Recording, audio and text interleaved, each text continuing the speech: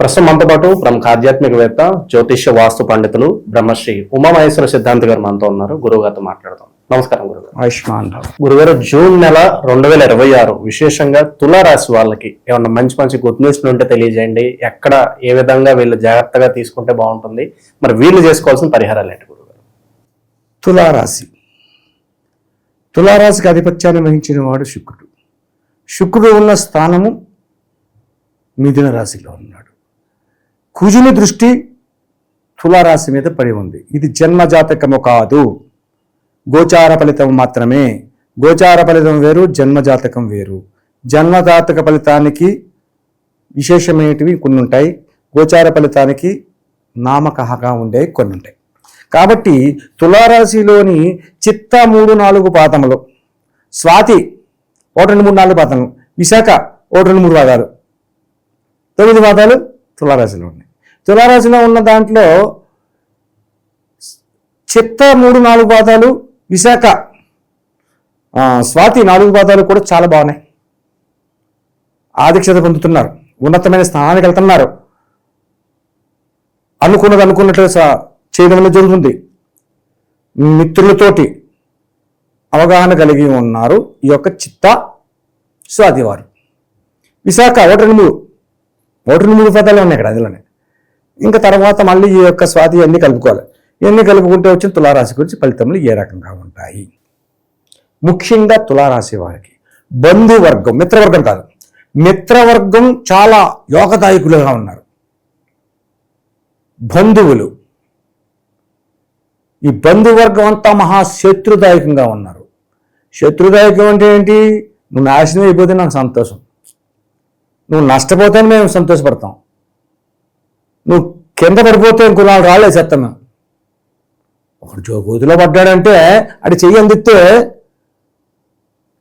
అది పైకొస్తాడు. కానీ వీళ్ళు ఏమనుకుంటారు, ఇది చెయ్యి అందిస్తే మనం లేకెత్తారేమో, ఇది సగంలోనే కొట్టుకుంటున్నాడు, రాయి మీద పడితే పోలా అనే భావం. ఇలాంటి ఆలోచనలు ఉంటాయి బంధువర్గం వారికి. తులారాశి వారు ఇటువంటి విధానంలో దెబ్బతింటున్నారు. అంటే బంధువులే నష్టపరుస్తున్నారు. ఈ దగ్గర ఒక ఉన్నతమైన విధానం ఉందని చెప్పుకోవాలి. మంచిగా చెప్పుకోవాలి, ఉన్నట్టుగానే చెప్పుకోవాలి. కాబట్టి వీళ్ళ దగ్గర ఉందంటే, నా దగ్గర 10 లక్షలు ఉన్నాయి, ఏం పర్వాలేదు, మనదంటే 10 లక్షలు ఉన్నాయి కదా అనే విర్రవీగితనం ఉంది. విర్రవీగితనం ఉన్నప్పుడు ఏం చేస్తారంటే గొప్పలు చెప్తారు. విర్రవీగుడు ఏం చెప్తాడు, నేను అంత గొప్ప ఉంటాను, ఇటు ఇలా కదా బంధువర్గం కదా, కళ్ళు తిక్కిపోయిరా అని అనుకుంటారు. వీటి దగ్గర ఎలా దెబ్బతీయాలి, ఈయన ఎలా మంచాలి అనే భావనతో ఈయన చేస్తుంటారు. ఇటువంటి విధానంలో తులారాశి 50 మందిలోని ఎక్కువగా విశాఖ నక్షత్రం 1-2-3 పాదాలు ఎక్కువ ఉన్నది. ఇటువంటి విధానాల్లో నడుస్తూ ఉన్నది. ఈ తులారాశి వారికి దైవ ఆరాధన మీద నమ్మకం ఉంటుంది. విశాఖ నక్షత్రం ఉన్నవారికి దైవారాధన అంటే ఏదో ఇలా చేస్తే అది జరుగుతుందట, అలా చేస్తే ఇది జరుగుతుందట, మనం ఇలా చెయ్యాలి, అలా చెయ్యాలి, బాగానే ఉంది, మంచిదే, ఆలోచన మంచిదే. చెడ్డని ఎవరంటారు? దేవుణ్ణి స్మరిస్తాను అంటే, దేవుణ్ణి పూజిస్తానంటే కాదనేవాడు ఎవరో ఉండరు, చేస్తారు. కానీ ఈ యొక్క జాతకులు ఏం చేస్తున్నారంటే, ఇలా చేస్తే అలా జరుగుద్దన్న, ఇది జరుగుద్దంటావా మనం చేస్తే, ఇది అవుతుందా మనం చెయ్యాలి అనుకునే భావం వస్తుంది. ఈ భావం వలన సరిగ్గా చేసేవాడిని వదిలేస్తారు, అరకొరతనంగా చేసేవాడిని పెట్టుకుంటారు. అంతే జరుగుద్ది. ఇప్పుడు మంచిగా చేసుకునే దగ్గరికి వెళ్ళి వారి దగ్గరికి మాట్లాడితే చిరాకుపడిన చేయాలి, ఆడ మాట్లాడు. అరకొరతనంగా చేసుకునే డబ్బులు కావాలి, ఏదో చేయాలి. నీ పేరు మీద ఈ అభిషేకం చేయించడం కాదయ్యా, దానివల్ల ఉపయోగం లేదు, నీ పేరు మీద హోమం చేద్దాం, మహామృత్యు హోమం చేద్దాం, సుదర్శన హోమం చేద్దాం అంటాడు. వీడు ఏముందా అని చూస్తారు, వీళ్ళు ఏముందా అని చూస్తారు ముందు. వీడి మేడం 4 గొలుసులు, 4 ఉంగరాలు ఉండి, ఒక ఆస్తులు ఉన్నాయి అంటే డబ్బు ఉన్నవాడే కదా, పర్వాలేదు కదా, వీడి దగ్గర 4 లక్షలు లాగచ్చు అని వాడికి హోమాలు పెడతారు. ఏం జరగవాలి, నష్టదాయకమైన స్థితికి వెళ్తుంటారు. అలాగే ఉద్యోగ రంగాన్ని తీసుకోవాలి. ఇక్కడ ఈ యొక్క తులారాశి వారి ఉద్యోగ రంగంలో సమతల్యంగా ఉందా, ఎక్స్ట్రాగా ఉంది. వీళ్ళకి విదేశ గమనాలు చేసే యోగ్యత కలుగుతుంది. ఈ యొక్క సమయంలో విదేశ గమనాలు చేసే యోగ్యత ఉంది. విదేశాలకు వెళ్తారు, దాన్ని విదేశాలకు వెళ్ళి అక్కడ ఉద్యోగాన్ని సంపాదించవచ్చు, ఉన్నతమైన స్థానాన్ని సంపాదించవచ్చు. అటువంటి విధానం జరుగుతూ ఉంది. అలాగే ఉద్యోగ అన్వేషణలో ఉన్నవారు ఉంటారు. చాలా రోజుల నుంచి ఉద్యోగం రాలేదండి, వస్తుంది అనుకున్నాం, రాలేదు అనుకునేవారు ఉన్నారు. కానీ ఈ యొక్క మాసం 8వ తారీఖు కాడి నుంచి, జూన్ 8వ తారీఖు కాడి నుంచి ప్రయత్నం చేయండి. 20 రోజులు అంటే 28 ఉద్యోగులు ఉండిపోతారు. ఆ ఉద్యోగులు మీరు నిలబడతారు. ఉద్యోగం కూడా చక్కని ఉద్యోగాన్ని సంపాదించుకునే స్థితిగతులు ఉంటాయి. సో తులారాశి ఈ రకంగా ఉంటే అందరికీ ఇలాగా ఉన్నదా? కాదు, అందరికీ లేదు. ఇందులో నక్షత్రాలను ఎన్ని రాశులకి చెప్పింది, మేషరాశి చెప్పాను, మళ్ళీ తులారాశికి చెప్పాను నక్షత్ర విధానాలు. ఈ తులారాశిలో ఉన్న విధానాలు చెప్పుకోవాలంటే వ్యాపార రంగం ఉన్నతమైన స్థానంలో ఉంది. అంటే పట్టినదల్లా బంగారం అవుతుంది. ఏది పట్టుకున్నా బంగారం అవుతుంది. నీ మాటకి ఎదురు లేకుండా పోతుంది. ఎక్కడ? నీ బంధువర్గం దగ్గర కాదు, నీ మిత్రవర్గం దగ్గర. తులారాశి వారి మిత్రవర్గం దగ్గర, వ్యాపార రంగం దగ్గర. వ్యాపారంలో బంధువులు ఉండరు. బంధువులు ఎందుకు ఉండరు? వ్యాపార సముదాయకులైనా ఉంటారు. దాని దగ్గర మాట, వ్యాపారం చేస్తే మాట పోకుండా ఉందంటే ఏముంది, అమ్మ లాభదాయకమైన స్థితిని పొందుతున్నారు. అటువంటి ఫలితంలో వీళ్ళు ఉన్నతమైన స్థానం చేరుకుంటున్నారు. అలాగే ఇది అధిక జ్యేష్ఠ మాసం అయినందువలన ఇందులోని తులారాశి వారిలో అంటే పెద్దవాడు ఉంటే కుమారుడు, ఇంటిలో కుమారుడు పెద్దవాడు ఉంటే ఈ అధిక జ్యేష్ఠ మాసంలో ఒక ఆస్తిని కొనడం కానీ, వివాహ ప్రయత్నం చేయడం కానీ, వ్యాపార సముదాయాన్ని నిర్మించడం కానీ అనుకోకూడదు. ఈ అధిక జ్యేష్ఠ మాసం వెళ్ళిన తర్వాత ఈ తులారాశి సంబంధించిన వారు నిజ జ్యేష్ఠ మాసంలో చేస్తే ఉన్నతమైన స్థానాన్ని చేరుకోవడం అనేది జరుగుతూ ఉంది. ఇటువంటి ఫలితంలో ఉంటే ముఖ్యంగా భార్యాభర్తల గురించి చెప్పాలి. ఇక్కడ తప్పదు. భార్యాభర్తల విధానం ఏంటంటే ప్రతి విషయంలోని నువ్వంటే కరెక్ట్గా చెప్తున్నావు, నువ్వంటే కరెక్ట్గా చెప్తున్నావు అనే భావం వస్తున్నా చిట్ట చివరికి వచ్చేసరికి నువ్వు చెప్పింది ఏం జరగలేదనే అవగాహన రాహిత్యాన్ని తీసుకుంటున్నారు. ఇక్కడ నష్టదాయకమైన పరిస్థితిని కొందించుకుంటున్నారు.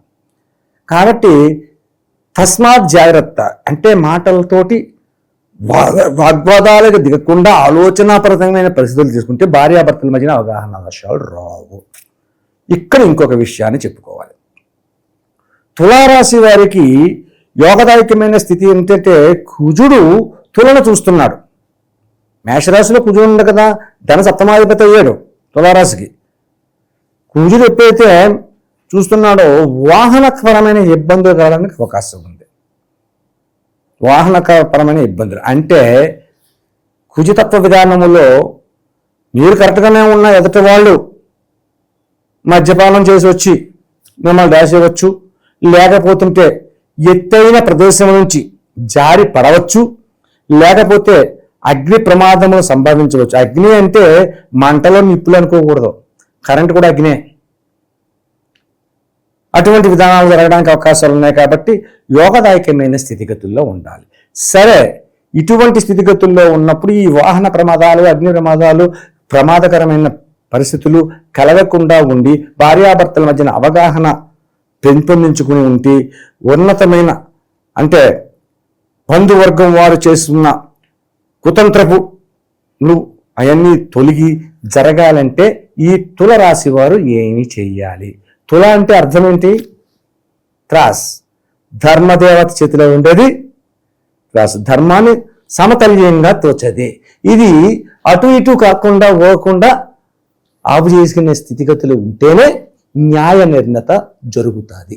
కాబట్టి ఈ తులారాశి వారు చేయవలసినది ఏంటంటే శివ నామ సంకీర్తన చేసుకోవాలి. శివనామ సంకీర్తన అంటున్నారు ఏంటండి? సంకీర్తన అంటే ఓం నమ శివాయ, ఓం నమ శివాయ, ఈ యొక్క పంచాక్షరి మంత్రాన్ని నిరంతరము జపించుకునే పరిస్థితి ఈ మాసం ఎందు చేసుకోవాలి. నిరంతరం చేయాలి. అలాగే ఎన్ని సోమవారాలు చేయవు అన్ని సోమవారాలు ఈశ్వరుడికి అభిషేకం చేయించండి.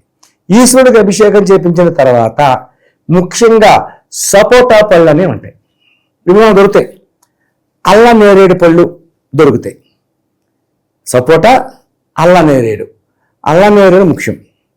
ఆ అల్ల నేరేడు పళ్ళు లోపల ఉన్న గింజలు తీసేసి ఆ కండతోటి జ్యూస్ చేయాలి. అల్ల నేరేడు రసం చేయాలి. సపోటా జ్యూస్ చేయాలి. సపోటా జ్యూస్ చేసామని చెప్పేసి అందులో పాలు అవి వేయకూడదు, ఓన్లీ సపోటా. జ్యూస్ రావట్లేదంటే కొద్దిగా నీళ్ళేయండి, కొద్దిగా నీళ్ళేసి జ్యూస్ చేయండి. ఆ జ్యూస్ చేసిన తర్వాత పంచామృతాలు, పాలు, పెరుగు, తేనె, నెయ్యి ఇటువంటివన్నీతో కలిపి ఈ సపోటా, ఈ అల్లం నేరేడు పళ్ళు జ్యూస్ని తీసుకుని ఉదయకాలంలో అభిషేకాన్ని చేపించండి. అభిషేకాన్ని చేపించిన తర్వాత మారేడు దళములు అనేవి 12 మారేడు దళాలు తీసుకుని ఒక దారానికి దండగా కుచ్చి ఆ దారాన్ని దండగా కుచ్చిన దారంతో సహా స్వామివారి శివలింగానికి అలంకరణ చేయండి. అలంకరణ చేస్తే అపమృత్యు దోషములు, లేకపోతే ఉన్నతమైన శత్రువర్గం పెరిగిపోయినది ఆళ్ళు దగ్గర నుంచి భార్యాభర్తల మధ్యన వచ్చే అవగాహన విధానాలు ఇటువంటివన్నీ తొలుగుతాయి. ఓం త్రయంబకం యజామహి సుగంధిం పుష్టివర్ధనం ఉర్వారుకమేవ బంధనాత్ మృత్యోర్మృత్యేమామృతాత్. ఇది మహామృత్యుంజయ మంత్రం. ఈ మహామృత్యుంజయ మంత్రం చేసేటప్పుడు 12 క్షేత్రాలు, 12 జ్యోతిర్లింగం, దాన్ని అర్చన చేస్తే మనం 12 జ్యోతిర్లింగాలు చూడకపోయినా దర్శించకపోయినా ఆ యొక్క ఫలితాన్ని ఈ తులారాశి వారు పొంది మోహోన్నతమైన స్థితిగతులకు చెంది యోగదాయకమైన ప్రజల ముందు అష్టైశ్వర్యములు ఆయుర ఆరోగ్యంలో కూడా పొందగలరు అని సూత మహాముని ఎప్పుడో చెప్పాడట.